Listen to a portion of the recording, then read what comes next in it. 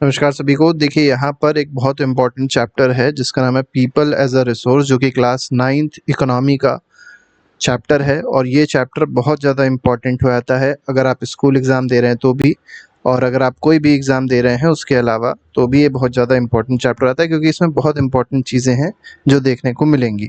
तो हम लोग 25 मल्टीपल चॉइस क्वेश्चन इस चैप्टर से लेके आए हैं, जो आपके कोई भी कॉम्पिटिटिव एग्ज़ाम या स्कूल एग्ज़ाम के लिए बहुत ज़्यादा इम्पोर्टेंट होने वाले हैं।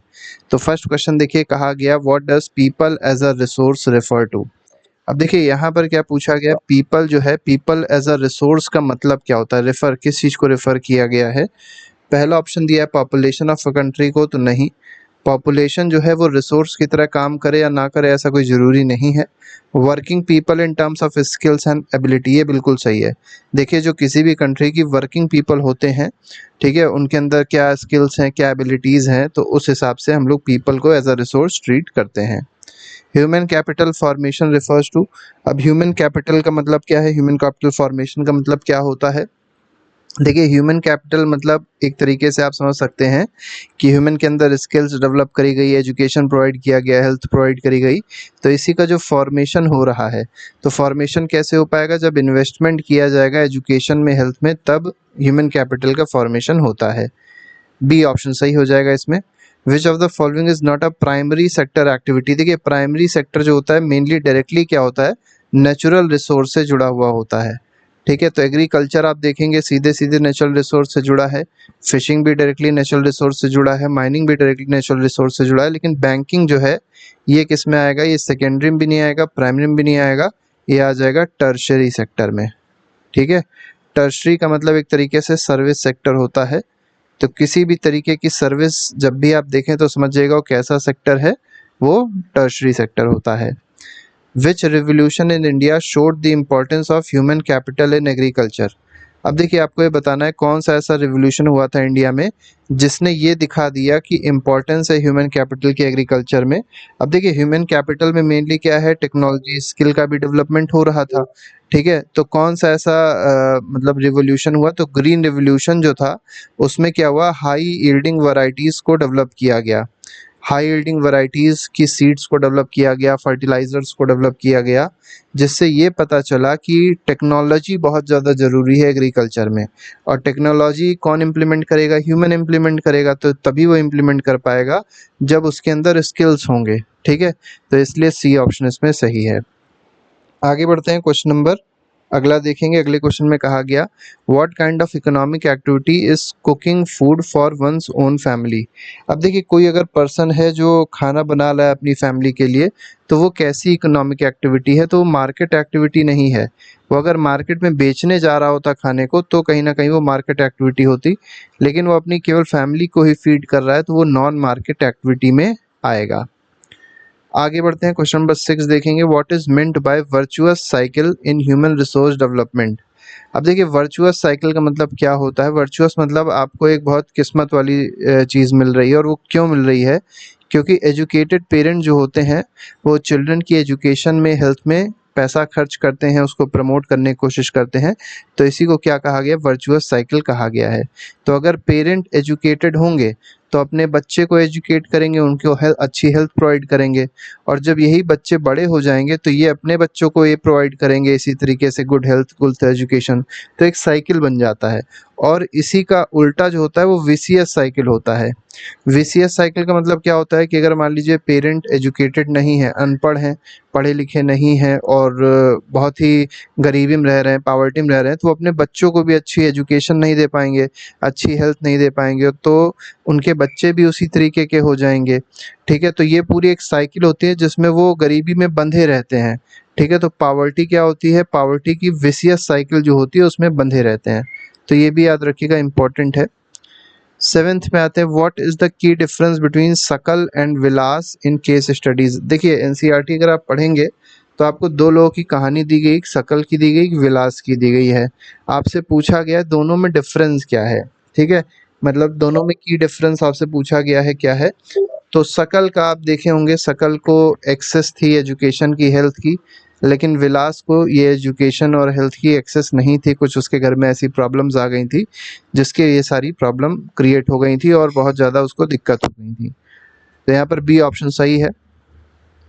What sector includes trade, transport and communication. देखिए ट्रेड हो गया, ट्रांसपोर्ट हो गया, कम्युनिकेशन हो गया, ये तीनों के तीनों किस में आएंगे? टर्शरी सेक्टर में आएंगे। सबके सब क्या है? सर्विस सेक्टर के पार्ट हैं। ठीक है, तो सर्विस सेक्टर में आएंगे ये। आगे बढ़ेंगे, क्वेश्चन नंबर 9 देखेंगे। Which statement about women's work is incorrect. अब देखिए वुमेन के वर्क जो होता है उसके बारे में कौन सा स्टेटमेंट यहाँ पर इनकरेक्ट दिया है, ये बताना है आपको। तो पहला ऑप्शन देखिए क्या कह रहा है, women's household work is counted in national income. देखिए वुमेन का जो हाउस होल्ड वर्क होता है क्या वो नेशनल इनकम में काउंट होगा? तो बिल्कुल नहीं होगा, तो यही स्टेटमेंट इनकरेक्ट है। नेशनल इनकम में मेनली क्या होता है, जो भी चीज़ जीडीपी में कंट्रीब्यूट कर रही होगी, ठीक है, वही केवल काउंट होगी और कोई भी चीज़ काउंट नहीं होती है। ठीक है, हालांकि इसमें और भी बहुत सारी चीज़ें होती हैं, लेकिन वुमेन का जो हाउस होल्ड वर्क है ये काउंट नहीं होता है। What makes Japan a rich country. देखिए जापान जो है, यहाँ पर एक बात याद रखिएगा, नेचुरल रिसोर्सेज बहुत ही लिमिटेड हैं, बहुत ही कम नेचुरल रिसोर्सेज हैं, इंडिया से भी बहुत ही कम नेचुरल रिसोर्सेज हैं। और यहाँ पर आप देखते रहेंगे तो डिजास्टर्स भी बहुत ज़्यादा आते रहते हैं, जैसे सुनामी, अर्थक्वेक। लेकिन फिर भी यहाँ पे जापान ने बड़ा अच्छा अपने आप को डेवलप किया है, डेवलप्ड कंट्री बन गया, रिच कंट्री बन गया। आपको बताना है ऐसा क्यों। तो पहला टूरिज्म है, नहीं। क्या ह्यूज पॉपुलेशन है, ये भी बिल्कुल गलत है। इन्वेस्टमेंट इन ह्यूमन रिसोर्स, ये बिल्कुल सही। देखिए जापान ने क्या किया है, ह्यूमन रिसोर्स पे बहुत ज़्यादा इन्वेस्टमेंट किया, मतलब उन्होंने अपने लोगों पे खर्च किया है, लोगों की हेल्थ पे खर्च किया, लोगों के एजुकेशन पे खर्च किया, लोगों के स्किल्स पे खर्च किया। ठीक है, तो जब इन सब पे खर्च किया गया तो क्या हुआ, वो कंट्री अपने आप से डेवलप हो गया। ठीक है, क्योंकि वहाँ पे हर चीज़ टेक्नोलॉजी से हो रही है, टेक्नोलॉजी बढ़ी और धीरे धीरे करके वो डेवलप हो गया। What does the quality of population depend on. अब देखिए पॉपुलेशन की क्वालिटी कैसी होगी ये किस पे डिपेंड करेगा, ये यहाँ पर आपको बताना है। तो क्वालिटी ऑफ फूड अवेलेबल, कैसी क्वालिटी का फूड अवेलेबल है पे क्या इस पे डिपेंड करेगा? देखिए डिपेंड तो करेगा, लेकिन एग्जैक्टली इस पे नहीं डिपेंड करेगा। अवेलेबिलिटी ऑफ मिनरल्स पे तो बिल्कुल नहीं डिपेंड करेगा। हाँ देखिए तीसरा जो दिया है बिल्कुल सही दिया है, एजुकेशन, हेल्थ और स्किल्स, इस पे डिपेंड करेगा। ठीक है, तो एजुकेशन पे, हेल्थ पे और स्किल्स पे डिपेंड करेगा, इसलिए बहुत ज़्यादा इंपॉर्टेंट हो जाता है। आगे बढ़ते हैं, question number 12, what is meant by human capital formation. अब देखिए ह्यूमन कैपिटल फॉर्मेशन क्या होता है, तो इन्वेस्टमेंट जब हेल्थ में, एजुकेशन में किया जाता है तो इसी को ह्यूमन कैपिटल फॉर्मेशन कहा जाता है।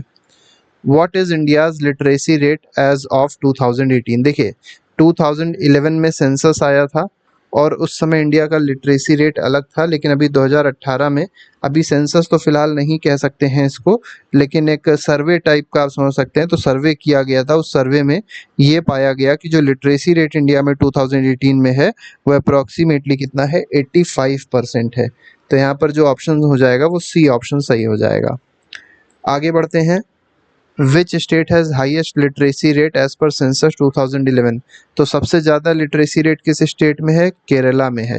चलिए आप लोग कमेंट बॉक्स में एक चीज़ ज़रूर बताइएगा कि कौन सा ऐसा स्टेट है जहाँ पर मिनिमम लिटरेसी रेट है या लोवेस्ट लिटरेसी रेट है, वो आप लोग बताइएगा।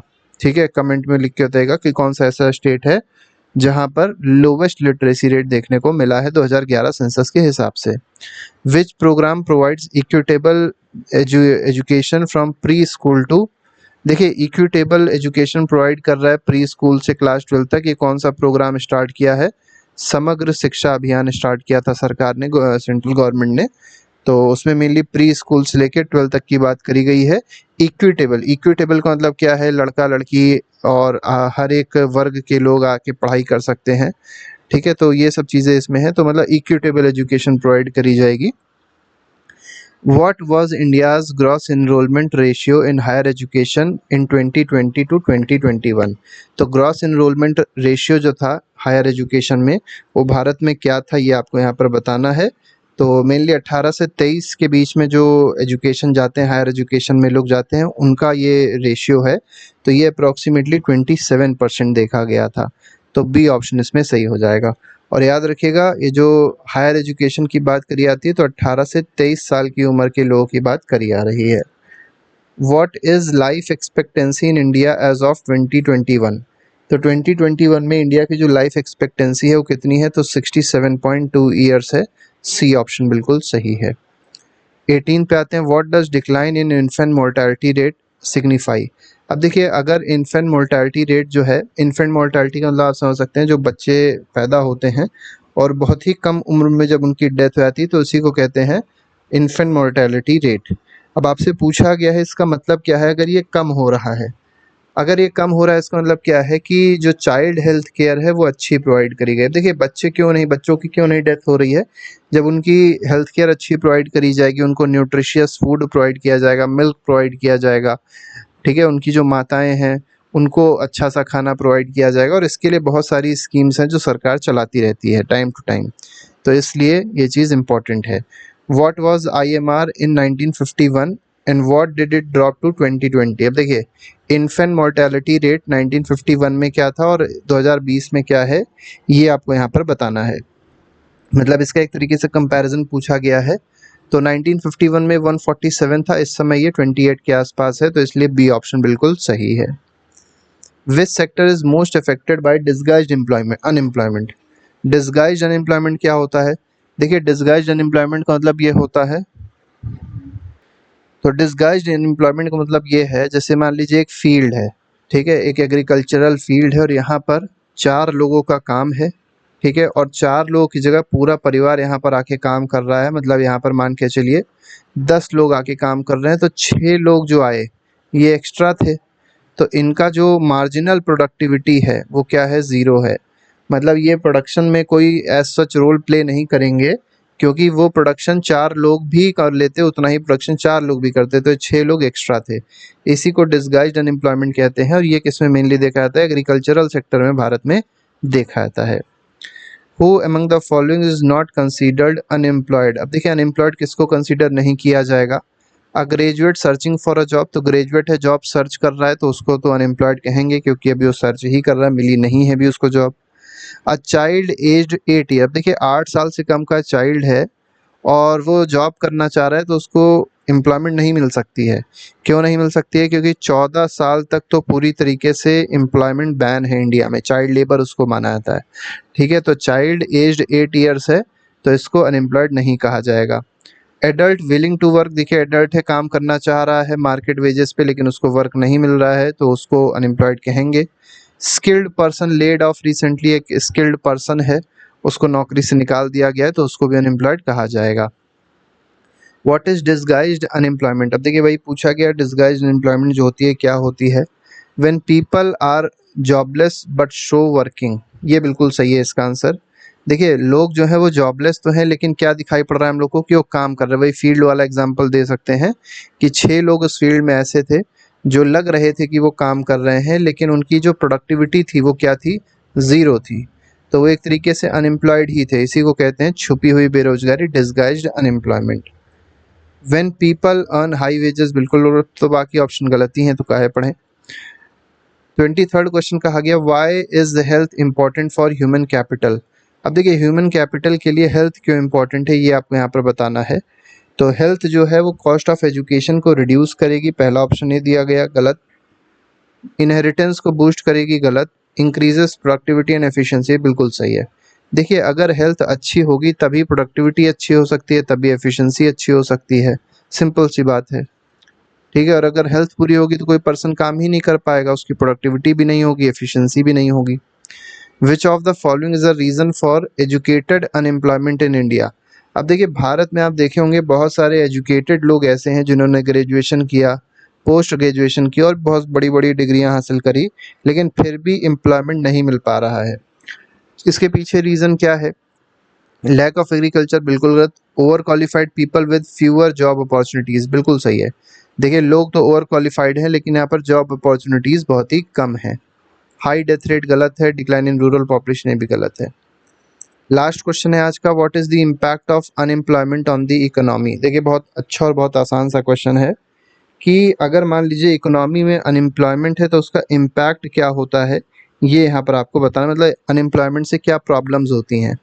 तो सेविंग बढ़ेंगी नहीं, सेविंग तो कम हो जाएंगी, प्रोडक्टिविटी बहुत ही कम हो जाएगी, इकोनॉमिक ओवरलोड होगा, सोशल वेस्ट होगा, ये बिल्कुल सही है।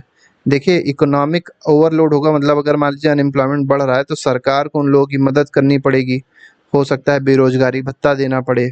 सोशल जो वेस्ट हो रहा है, मतलब बहुत सारी सोसाइटी में चीज़ें हैं जो खराब हो जाएंगी, अब देखिए अनएम्प्लॉयमेंट जब होता है तो लोगों को ज़रूरत तो पैसे की होगी, तो हो सकता है वो चोरी करने लग जाएँ, हो सकता है डकैती करने लग जाएँ, तो ये सोशल स्ट्रक्चर को भी प्रॉब्लम क्रिएट कर देगा। तो ये इकोनॉमी पे तो इफ़ेक्ट है ही है। तो इकोनॉमी पे मेनली क्या होगा कि एक तरीके से सोशल प्रेशर बढ़ जाएगा, ये सब चीज़ें इसमें आ जाएँगी। तो economic overload and social waste will be the correct answer. तो इस तरीके से ये हमारे पास क्वेश्चंस थे जो हम लोग ने डिस्कस किए। इसके अलावा हर एक चैप्टर के